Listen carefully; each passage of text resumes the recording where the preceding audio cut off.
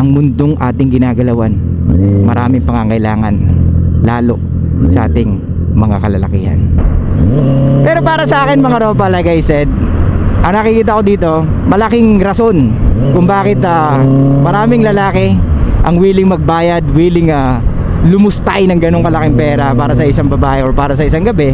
It's because they are out of shape. Hey, what's up mga ropa? Ito po ang inyong lingkod, Suplado Moto. Okay mga ropa, hinto muna tayo sa gilid dahil meron tayong camera sa likod na kailangan nating i-start para kuha ang ating damit. That's the reason why kaya tayo nagmotor, para makita nyo ang ating damit sa likod, lol. Di tayo sa malamig. Okay, wait lang mga ropa, ha? Tapos pag-uusapan pala natin ngayon mga ropa, si Maui Taylor. So may mga patuloy pa rin daw mga lalaki. So may patuloy pa rin daw na mga lalaki na nag-o-offer or nagbibigay ng mga indecent proposal sa kanya. So yan mga ropa, ilalagay ko dyan para at least makita nyo. Ang tanong, bakit may mga ganun pa rin lalaki? Or bakit may mga nasisiyang lalaki sa ganun? Ito yung pantasya ba niya talaga, si Maui Taylor? Or wala lang, wala siyang mapaglagyan ng pera niya eh. Pwede ba yun mga ropa? Sa tingin nyo? Pero bago natin sagutin lahat ng yung mga yan, of course, pag-usapan muna natin ang ating damit. Mga ropa, grabe, salamat sa inyo sa pagsuporta nyo sa akin. Kasi nakakatawa ng puso yung pagsuporta nyo sa atin mga ropa. Maraming salamat sa mga kumuha ng mga damit mga ropa at sumusuporta sa atin dito sa ating merch na identity natin no mga ropa. So yun nga, pag-usapan natin mga ropa, Maui Taylor. So she's already 43 daw, according to sa nabasa natin. At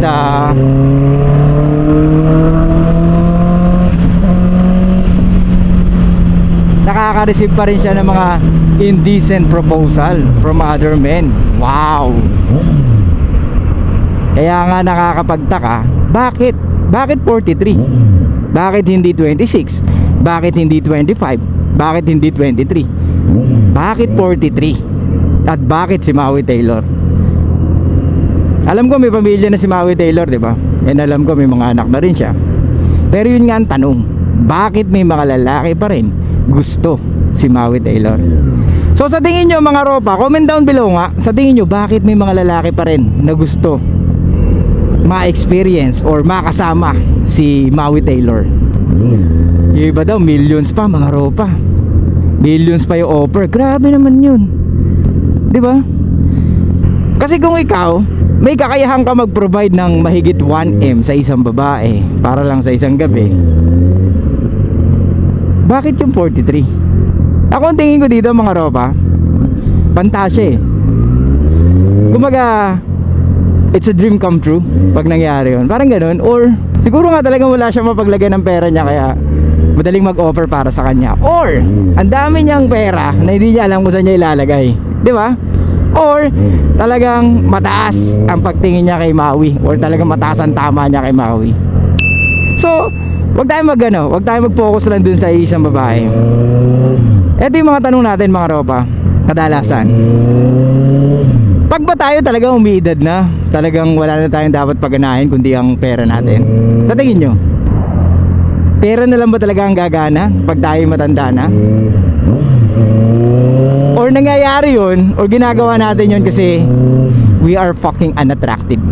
How dare Ulitin you? ko, pag mapera kang lalaki and you are fucking out of shape, wala kang game, puro ka pera, hygiene mo hindi mo inaalagaan, pananamit mo sablay, buhok mo sablay, hininga mo sablay, di ba? Pero pagdating sa pera, kaya mong kumita na malaki. Pero yun nga ang tanong, hanggang doon na lang ba ang kaya mong ibigay, ropa? Yung magbigay ka ng pera sa babaeng gusto mong maikama? O yun lang yung madali? Kasi wala kang game at wala kang tiyaga, Ropa. Sa tingin nyo mga Ropa, pag umidad kayo, nai-imagine nyo ba na magiging ganun din kayo someday? Na magbibigay ng pera sa babae, aalagaan natin sila? At tingin nyo, may mga pantasya ba kayo na gusto nyo tuparin someday? Na pag yumaman kayo? Ha? Kagaya nun, I think it's a fantasy for him na matupad yun, 'di ba?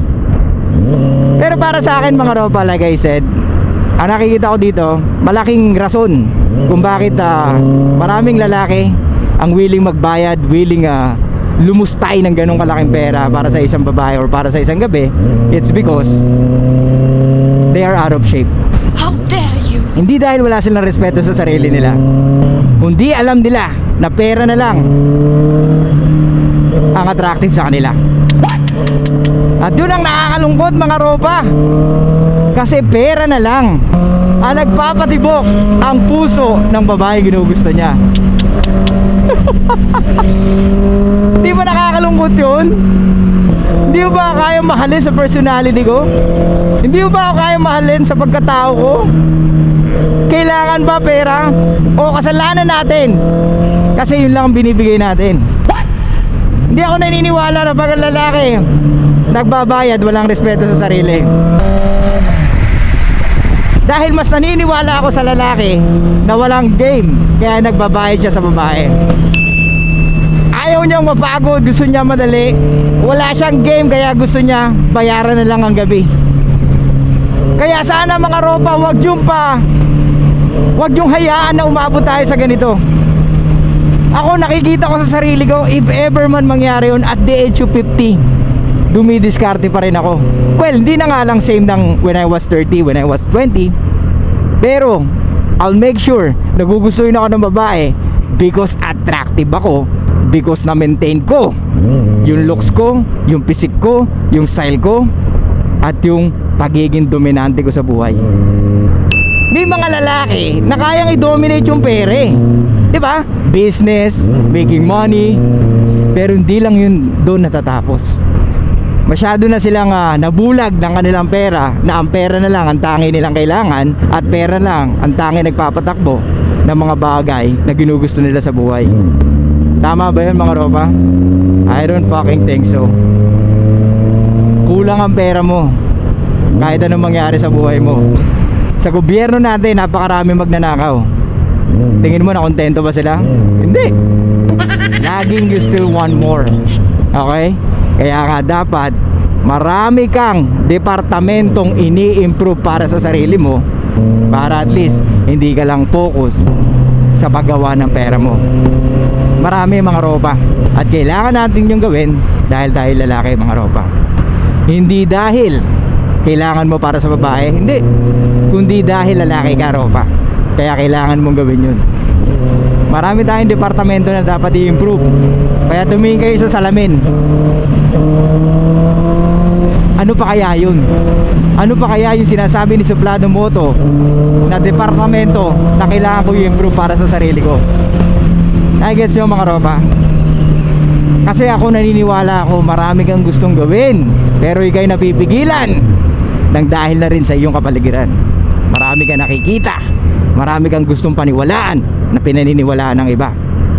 Pero kung titingnan mo yung sarili mo, marami ka pang kulang Ropa. Hindi lang pera ang kailangan sa mundong ito, hindi lang looks ang kailangan mo sa mundong ito, hindi lang style, hindi lang sa galing sa babae ang kailangan ng mundong ito. Marami tayong dapat i-improve sa sarili natin, dahil itong mundo na to maraming kailangan sa ating mga lalaki.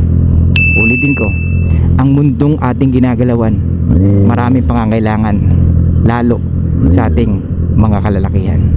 Okay?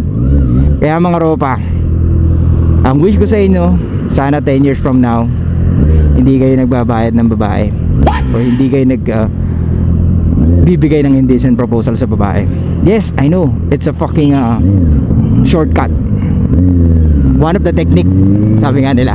Pero lagi nyo tatandaan, iba pa rin yung na-maintain mo, yung physique mo, yung looks mo, kahit pa paano. yung sense of humor mo, yung knowledge mo, at yung game mo. Patuloy mo dapat inaangat ang MMG Moropa dahil walang ibang mag-aangat niyan kundi ikaw lamang. Gets? So yun lang mga ropa. I'll see you guys tomorrow. Show love, peace out, and be back mysterious mga ropa.